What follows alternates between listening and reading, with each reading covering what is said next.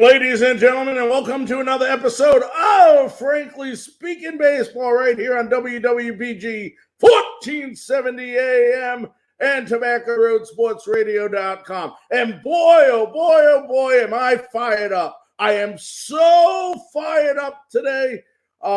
We have less than 24 hours away, Demon Deacon fans, for our players to take the field in Omaha and go after the College World Series championship. First of all, we want to thank many people for watching this show today. We want to thank several Facebook groups, including Real Baseball Talk, Baseball Life, Baseball Away Life, and Traditional Baseball Fans, all for tuning in on our social media networks. We are also national. And boy, oh boy, you got to be fired up for this Wake Forest Demon Deacons team. They're incredible. Every aspect of the game, folks, every single aspect of the game, this team plays well. It's just incredible. Tom Walker has this team playing great baseball fundamentally, great pitching, great hitting, great defense, great speed, just great fundamental baseball. And it is our great honor, it is our great thrill, and of course, a pleasure to have with us a very busy man. We know that. He's the play-by-play voice of the Demon Deacons. Let's welcome in Stan Cotton. Stan, how you doing? I'm great, Larry. How are you? I need to bottle some of your enthusiasm and energy for out here in Omaha.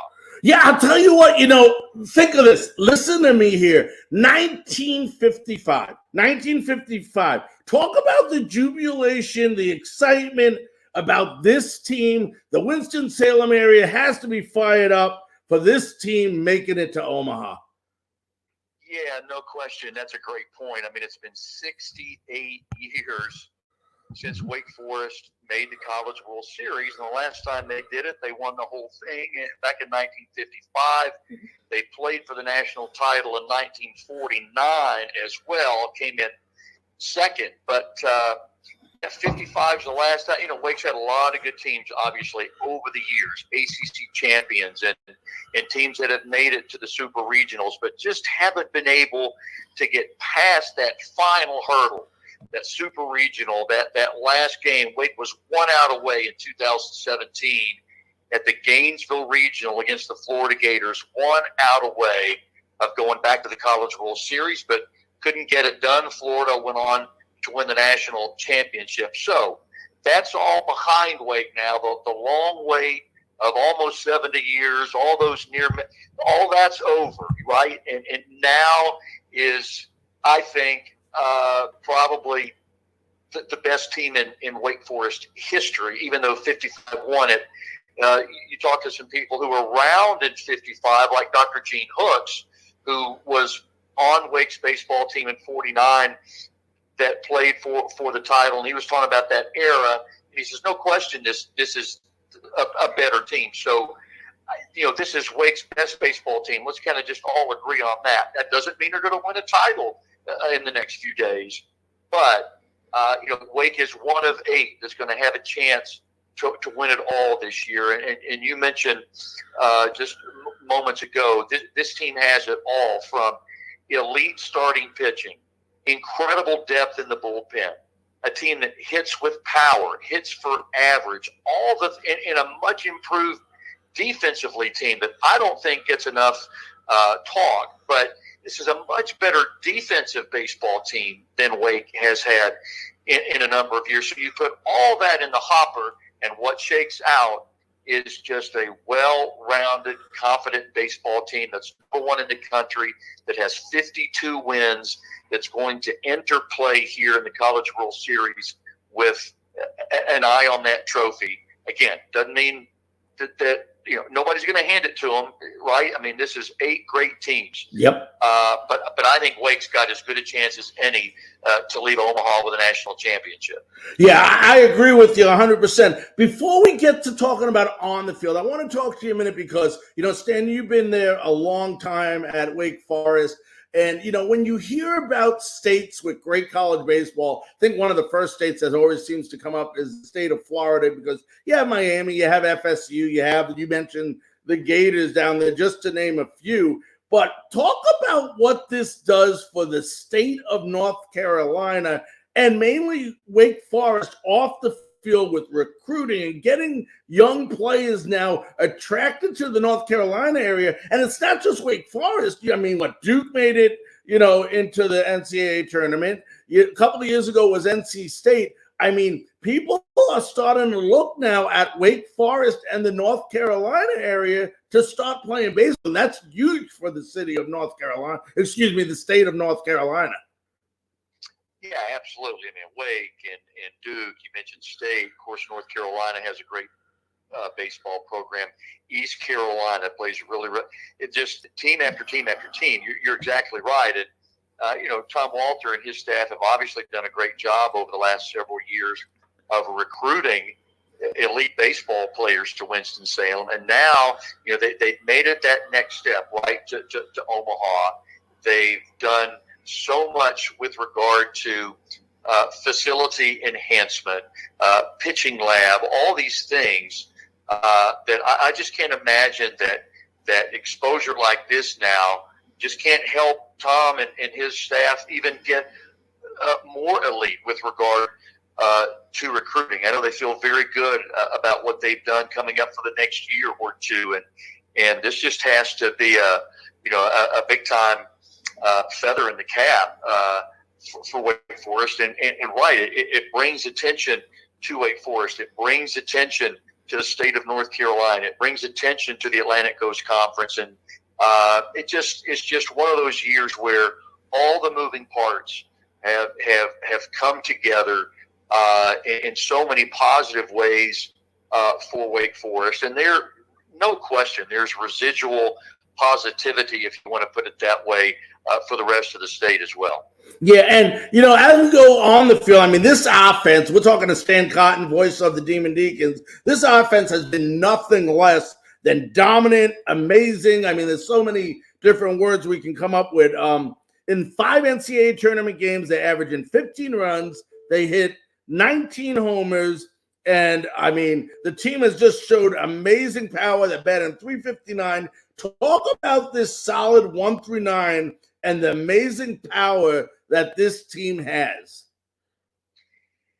Yeah, and it was on full display against Alabama in that second game where Wake hit 9 home runs to tie an NCAA tournament record. Brock Wilken had 3 and became the ACC's all-time home run leader with 70 career home runs. 30 of those have come this season. But it's not just Brock Wilken. It's Tommy Hawk led off the first game with Alabama with a home run, and he's a diminutive center fielder that you think when you think about Tommy Hawk, you think about his ability to run, his ability to cover a lot of ground in center field, but he can hit home runs, and that's the deal with every single player, 1 through 9. I mean, Merrick Houston, who is Wake Forest's freshman shortstop, and he's in the lineup, make no mistake, for his glove. And he saves Wake a lot of runs with his defense, and that's his calling card. Well, he had a grand slam in the NCAA tournament. So, it's just the game with Bama, the second game, first game for that matter. Wake hit multiple home runs in that game too. It just you just leave every game wondering what am I going to see next from this team? What can it not do with the bat? And there's been a lot of talk around the country. Well, Wake Forest plays in a small ballpark, this, that, and the other. Well, it's 400 feet to straightaway center field. And if you look at the analytics and the measurements of these home runs, it's not like they're all going down the right field line and they're 301 feet. I mean, these are home runs that are at 400 plus and would go out in any ballpark. So I don't think Wake really gets enough credit for the amount of power that it has. Now, at the World Series here now, it's a deeper ballpark. It doesn't carry nearly as well as it does. So there probably won't be as many home runs. It doesn't mean Wake won't be striping them into the gaps and all those type things. I expect that to be the case. I expect Wake to hit some home runs. So, we'll see what happens the next several days. But it's a Wake Forest team that year after year after year has been known for its power. And this is, I think, the best power hitting team that I've seen at Wake in the last several years. And Stan, you talk about power. As we switch gears, it may be one of the best pitching staffs we've seen in years too. And it's led, of course, by Rhett Rauter, who's 15-0. But it doesn't stop at Rhett. I mean, they got 2 or 3 other great starters on this team. Then you get to the bullpen, which I'm sure some of those starters are going to be mixed in during this series in the bullpen. This team doesn't stop with offense. It has good pitching. I think it's for the season 2.84 ERA in the tournament so far. I think in 5 games they got like 70 strikeouts. So, like I said, it doesn't stop at power. Oh, not at all. I mean, as I said, I think a few minutes ago, it's an elite pitching staff. Not good, elite. And the numbers back it up. You just up and down the staff. Obviously, Rhett Rauter gets a lot of the attention, justifiably so. He's 15-0, and that's a single season record for Wake Forest. No one has ever won 15 games.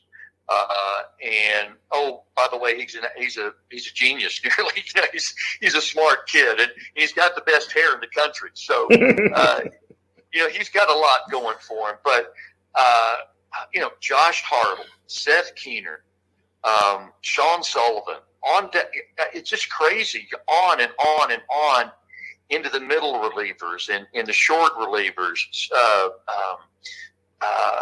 It's unbelievable that Wake has this amount of pitchers that they can rely on and feel good about at any situation, leading by 10, leading by 1, first inning, 5th inning, 9th inning, extra innings. Just, hey, let's go to the bullpen, get this guy, and, we've got confidence in it. So it's just, again, it has led to all of this, to Wake being the number 1 team in the country for the last several weeks, to being the number 1 seed at the College World Series. It's been earned. It's been a great ride. And now this team's got a shot, 1 of 8, to get it done and win a national championship. And it's going to take all of that. It's going to take, the entire staff. It's going to take Wake to continue to hit the baseball. I mean, it doesn't just happen, right? Because all of these teams are super, super good and playing well because they're here. Right. All of these teams have done the necessary things to make it here, and that's a lot. It takes a lot to get here. Now you got to go to that next level, that next step, and keep it going. That's what I'm anxious to see Wake try and do. We're talking to Stan Cotton, voice of the Demon Deacons. Stan, let's switch it over to Stanford a minute. When I look at this Stanford team, pitching doesn't scare me. I know they got Quinn Matthews, who everybody saw on Sunday night go that incredible, amazing 156 pitch, 16 strikeout game. But after that, their pitching staff is not very solid. I think they gave up more than 5 runs on average over the year. But one thing about Stanford that I do notice is they have 6 players who are in double digits in home runs, led by Tommy Troy and Albert Rios. This is a team, I think they got Montgomery too, who's at 17 homers, that can hit the long ball, can't they? Absolutely. And it's a team that, again, found a way to get out of its regional, had some crazy moments. The finish in the game that they won over Texas to get to the College World Series, the pop-up that the Longhorns couldn't find. I mean, so, and it takes some, I think, at times it's going to take some luck over the next few days for somebody to get it done. I mean, you have to play good baseball, but you have to have a few breaks too. But really good teams make their own breaks. And I think you got to look at Stanford as a team that, has done that and just plays till the very end and, hits with power like Wake does, as you mentioned. And, so you just got to get out there between the white lines and, Wake staff's got to try and go after this Cardinal team and get them back in the dugout, score some runs, and see if that's good enough to move on to the next day in the winners bracket. So just anxious to get it started. This is baseball is a long haul, and the conference tournaments, and then you get into the regionals and the super regionals and all the dramatics, and just to get to this point, now you have to kind of take a deep breath. The Deacs have made the long trip to Omaha. Wake's got a big time target on its back as the number 1 seed. I don't know what all the numbers are for 1 seeds not getting it done, but it's tough as the number Yep. 1 team to go all the way through and get it done. So there are a lot of those types of things that don't necessarily stack up in Wake's favor, but you know what? That's all history. That's all stats. Yep. And now Wake's got a chance to go do what it does, be Wake Forest, and see if that's good enough. And I really think that it is.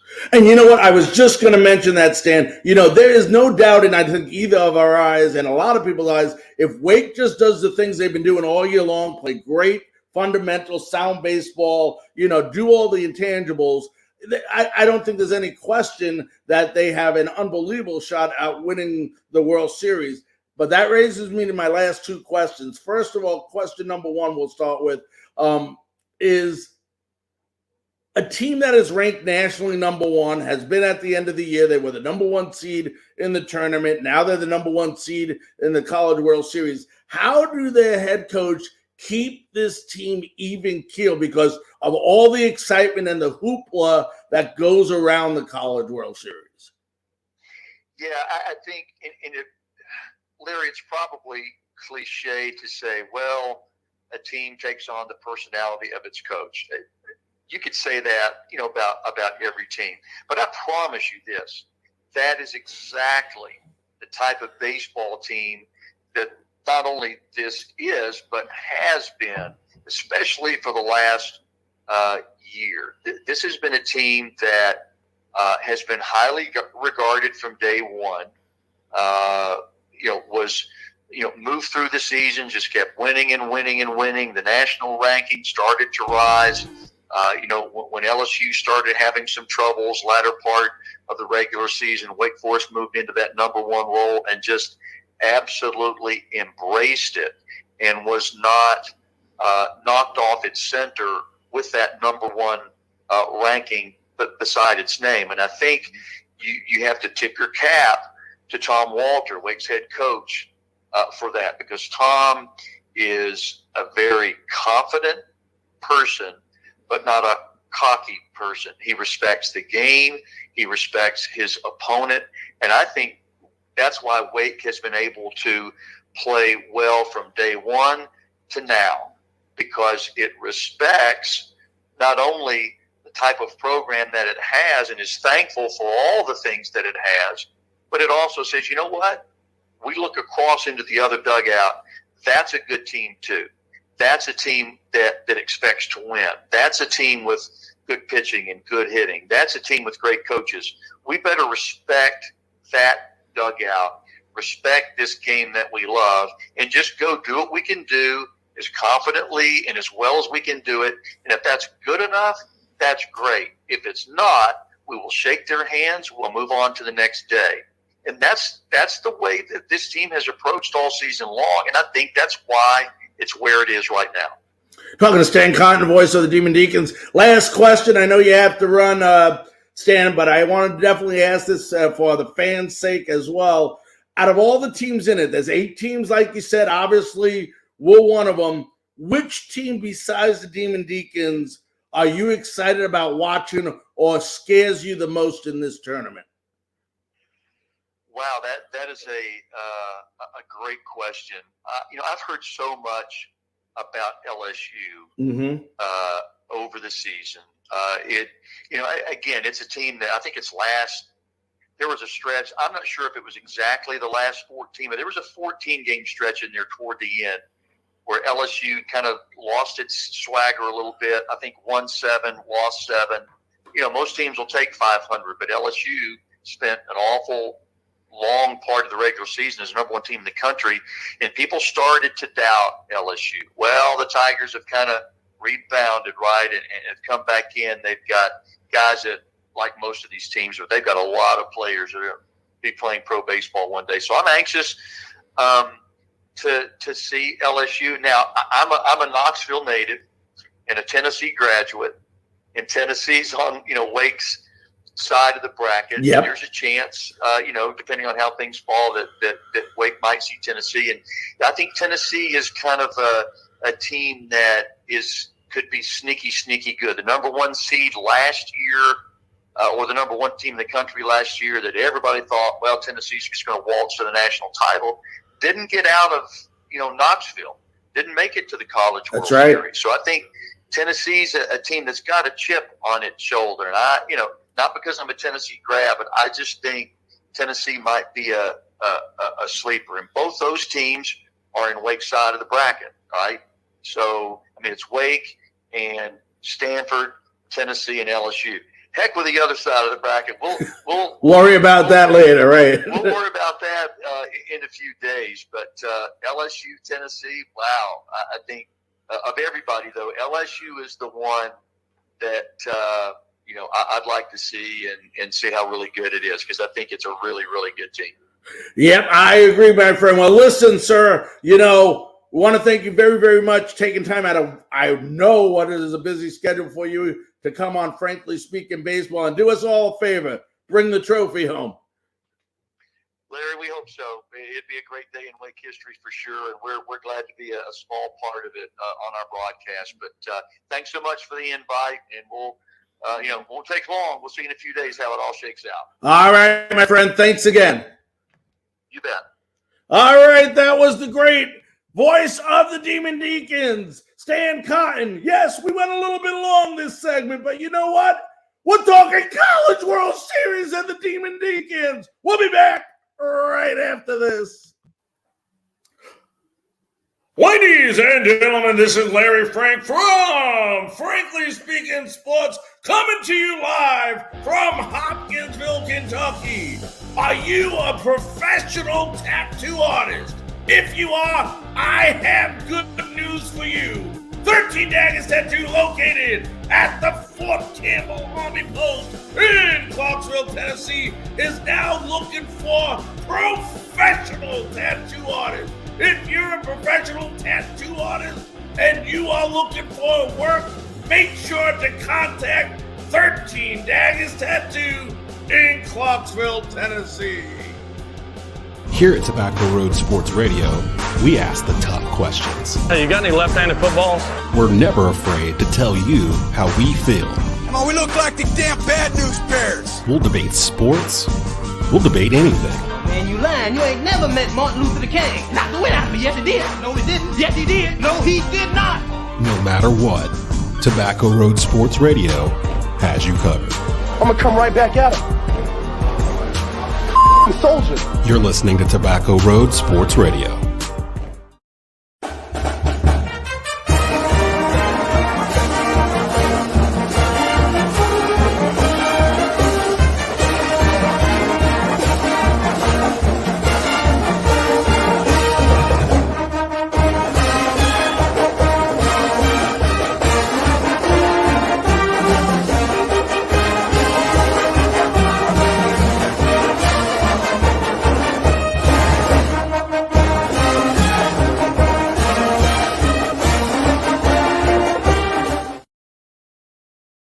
Ladies and gentlemen, welcome back to Frankly Speaking Baseball, right here on all our Frankly Speaking Sports and Tobacco Road Sports radio platforms. Oh, baby, what an interview. You don't think Stan's fired up? Oh, my goodness gracious. What a great interview. And, we're going to keep it on college baseball just for another couple minutes before we go to Major League Baseball. But, we asked Stan the question at the end, which is the team that might scare you the most this year? And, he mentioned LSU, obviously, with their great pitching, but he also mentioned Tennessee. And I agree with Stan. I agree with them 100%. The team that I said scares me the most, and I will continue to say, unfortunately, they're in the same bracket as us with Stanford and LSU, is the Tennessee Volunteers. Tennessee Volunteers were 43-20 this year. 43-20, and they got something to prove. This team has something to prove this year. Last year, they were the number 1 ranked team. What happened? They got knocked out by the Irish. That's right, they got knocked out by the Irish. You don't think they got something to prove this year? You're darn right they do. And I'll tell you what, with the exception of Wake Forest, who has Rhett Lauder, Josh Arnold, Sean Sullivan, like we spoke about earlier with Stan, Tennessee might have the best overall pitching staff. When you look at this pitching staff, I mean, you got Andrew Lindsay, Chase Dollander, Drew Bream. I mean, they are a good starting 3. And then you go to their bullpen. They got Chase Byrne, Seth Halverson, and I believe it's Camden Sewell in the bullpen. So this is a very, very, very good pitching staff. The problem is game 1, 7 p.m. tomorrow night. Guess what? They face Paul Skeens of LSU, who should be and could be the number 1 MLB draft pick in this upcoming draft. Skeens is 12-2, 1.77 ERA, has 188 strikeouts in 107 innings. But it goes beyond this. They got a well-balanced offense as well. I mean, when you look at this team, they got guys up and down 1 through 9, just like Wake Forest. And when you get this far, you should have an unbelievable 1 through 9, and they do. And you had some guys like Huna, Denton. I'm thinking who else? I think Merritt on that team. Just trying to think of some of their players. Offensively, this team can hit the ball, and they can hit it with power. So when you look at this College World Series, I'll tell you what, the bracket we're in is just tremendous. It is just tremendous. We know all 8 teams or whatever many teams go to Omaha are going to be good. But I'll tell you what, look at this bracket. Stanford, who we just watched, Quinn Matthews, last week, had that unbelievable pitching outing. And then you go to LSU, which is playing great baseball. And then we talked about Tennessee. It's going to be a fun ride. I still believe, and I'm not just saying it because I'm biased, but I believe Wake Forest is the best team in the country, well deserving of the number 1 seed. Let's go in there, guys. We'll start it tomorrow. Like I said, less than 24 hours, and let's knock some doors down and bring the trophy home. All right, ladies and gentlemen, let's switch it off over to Major League Baseball. And I'll tell you what, right now, folks, only one sport out there. That's right, one sport out there that you can watch the rest of the summer. What is it? Major League Baseball. Excuse me, I got a little cough there. But when you look at this season, lots and lots and lots of surprises in Major League Baseball. I mean, you look in the National League, okay? How about those Miami Marlins? I mean, everybody expected the Braves to be in first place, but did anybody expect the Marlins to be only 4.5 games back and 6 games over 500? Incredible. Then you move to the Central. You get the Pittsburgh Pirates, 34-32. They're leading the division. They are leading the division over Milwaukee. It might be only by a game, but they are leading the division. And watch out. That Cincinnati Reds team is starting to make a move. They're only a game and a half behind Pittsburgh, 1 game under 500. So look out for them. And then we talked about it quite frequently on the show, and we'll talk about it again later when we have Jesse Friedman on. Those Arizona Diamondbacks. Incredible, incredible, incredible. 41-27. They currently have a 3-game lead over the Dodgers. Then you move to the American League. Wow, I'm sorry, folks. I apologize. Tampa Bay Rays are running away with it, but watch out. Those Baltimore Orioles are having an unbelievable year. Then you go ahead and you move over to the West because nobody in the Central is really having a good year in the American League. How about those Texas Rangers, 3.5 game lead, 42 wins? Those are the good things. But how about, folks, how about the disappointment so far this year in Major League Baseball? And 3 teams stick out. Okay, 3 teams stick out. First one is, how about the New York Mets? New York Mets are 4 games under 500, And when you look at this team, I can tell you right now, everybody says, that it's their offense. Some say it's pitching. You know what? It's both. It is both on this team. The Mets are 21st in batting, 17th on base percentage, 17th in run scoring. And with a lineup that they have, there is no excuse for that. Now, everybody knows what happened to Edwin Diaz before the season started. What a blow, what a blow, what a blow. But the Mets still have a good pitching staff. Everybody giving crap to Max Scherzer for the year he's having right now. But even Scherzer, he has a winning record, guys. He's 5-2. 5-2. Yes, his ERA is high. Verlander's been a disappointment. The starting pitcher on this team, except for Singai, has been terrible.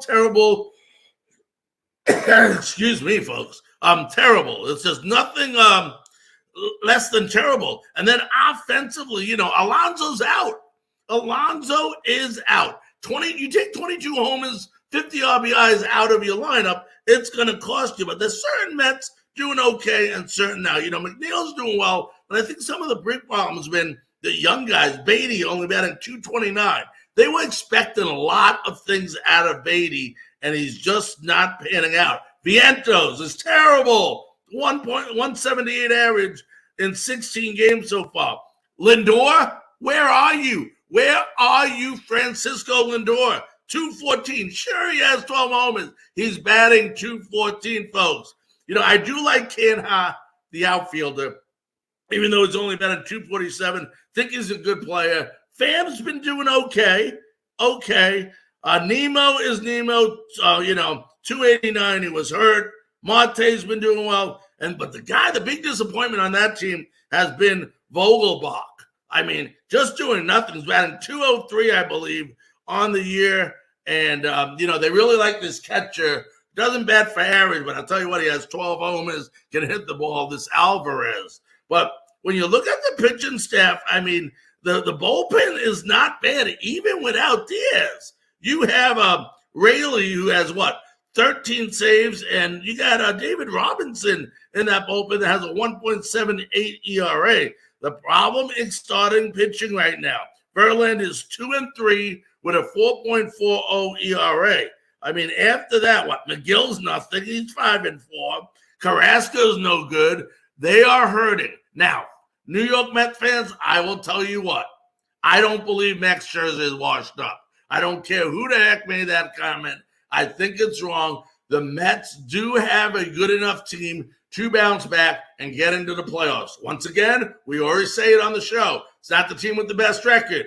It's the hottest team going into the playoffs. Don't count Buck Showalter and his New York Mets out. And then the Moneyball team. But I don't mean that in the Moneyball content. How about the San Diego Padres? What a disappointment the San Diego Padres have been.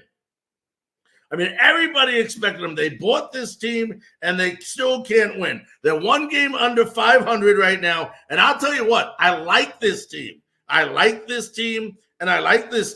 But they are not doing it offensively. They're 26th in MLB in batting at a 229 average. They're 23rd in runs. They're 10th in home runs. And then pitching has been outstanding. Their ERA is 5th in Major League Baseball. This team is not losing because of its bullpen. They're losing once again, just like the Mets. They're starting pitching and their offense. If you look at some of these guys pitching-wise, Michael Walker, what an impressive year he's having at 7-2 with a 2.89 ERA.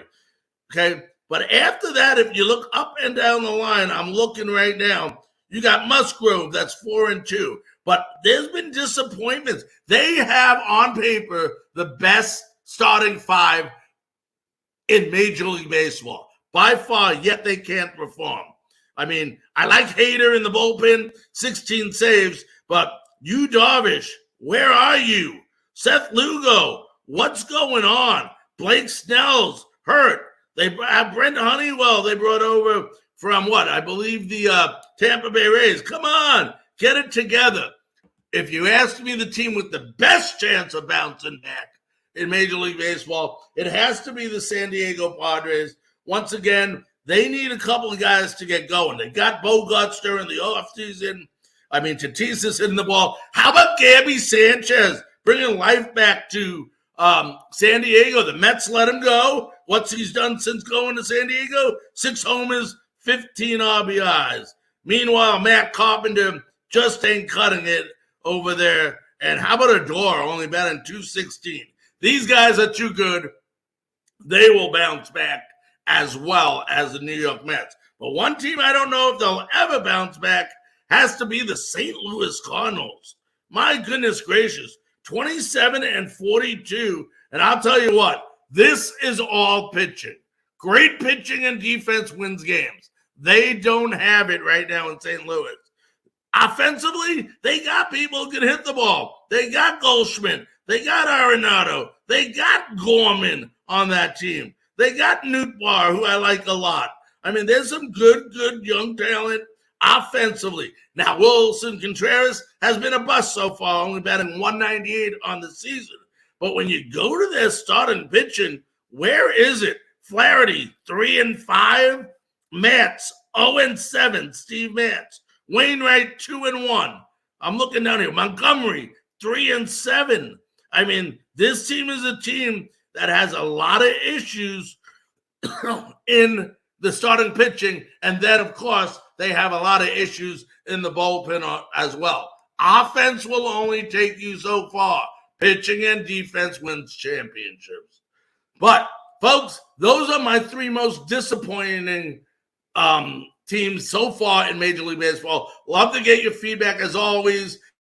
You can leave messages on our show or go to franticandsports@gmail.com. Well, folks, when we come back from break, we're going to go ahead and talk about a team that has been very, very surprising this year.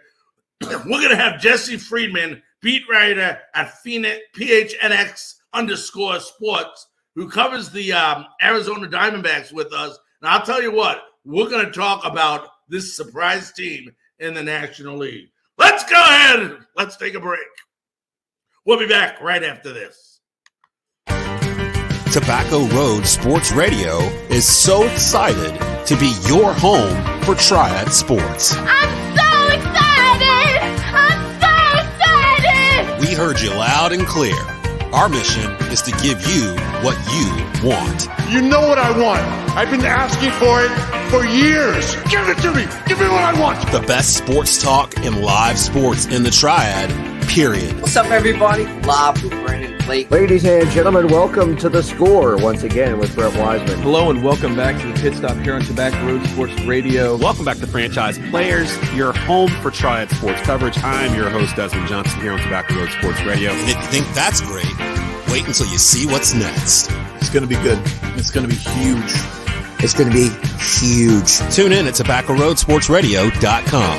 And don't forget to download the new Roku channel, Tobacco Road Sports Radio.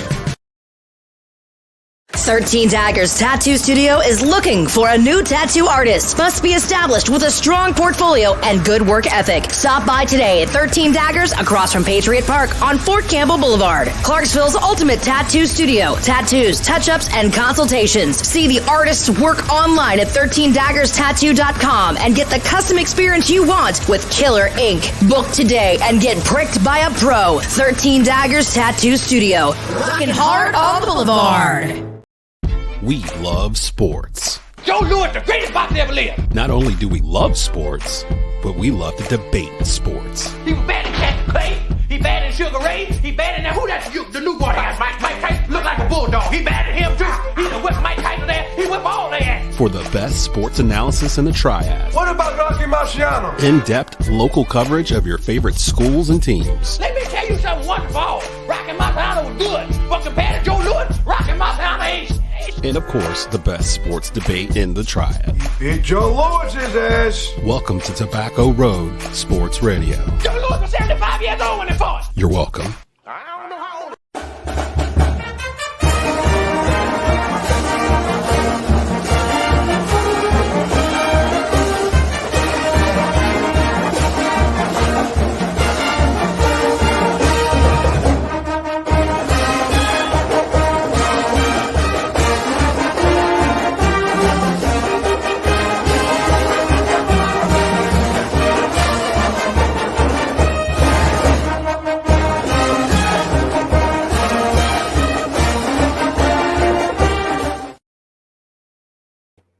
Welcome back to Frankly Speaking Sports on all of our Tobacco Road Sports Radio.com outlets.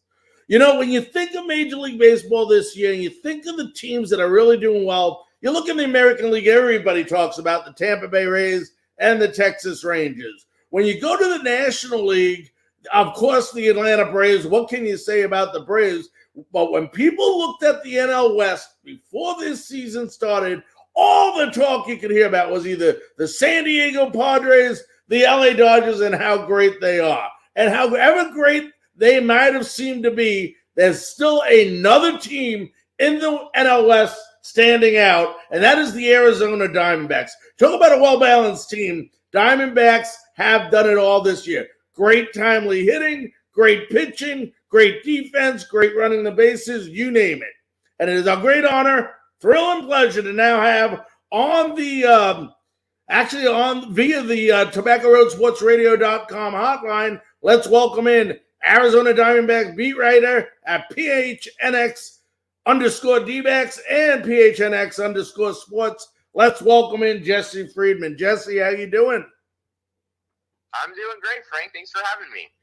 Thanks for coming on. Hey, Jesse, I just mentioned, everybody talked before the season started about the Dodgers, about the Padres. And, yet it's the Diamondbacks leading that division by 4 games. This is the Diamondbacks team, was 74-88 last year. So it wasn't like they were a spectacular team. What has been the turnaround, the major reason for this unbelievable turnaround so far in 2023? I think there's a few of them that you could pinpoint. The biggest one for me, though, Frank, is Corbin Carroll, who is a 22-year-old outfielder, 5'10", 165, not exactly an imposing figure.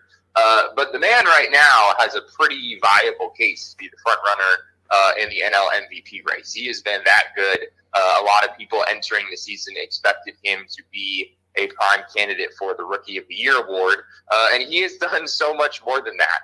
Corbin Carroll is on pace to hit over 30 home runs, to steal nearly 50 bases. He has an OPS just shy of 1,000 at this point in the season. So obviously it's still early, but I mean he is on track to have one of the best seasons by a Diamondback ever at the age of 22. So I think things start there for this team. The Diamondbacks also have gotten a pretty solid production from the top of their rotation in Zach Gallen and Merrill Kelly. Zach Gallen finished 5th in Cy Young voting in the National League last year. So a name that I think people around the game are starting to get a little more familiar with, and rightfully so. He has continued his success into this year. And then Merrill Kelly, a guy who just a couple years ago was more of a number 4, number 5 starter type. But the last couple years, he has developed into much more than that here in his mid-30s. So you talk about guys have really provided a lot of stability. Yeah, you talk about Ketel Marte. It surprised me because I remember, I think it was last year, correct me if I'm wrong, Jesse, but I think they signed him to a contract extension, and a lot of people, especially in the Arizona area, were skeptical about why would you put this guy on a 5-year extension, but what does he do in return? What is he batting? 280, 9 homers, 26 RBIs and 6 stolen bases. I mean, what's been a turnaround for this kid?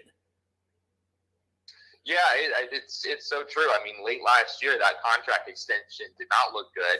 The D-backs have him under control through 2027, and yet 2022 was one of his worst seasons ever. So things were not looking good for him entering this season. But yeah, you kind of figured he might find a way to bounce back. Ketel Marte, got some MVP votes back in 2019. He was that good. 2020, he was also very, very good despite some injuries. But yeah, I think for him this year, the key has been a little bit more of a patient approach.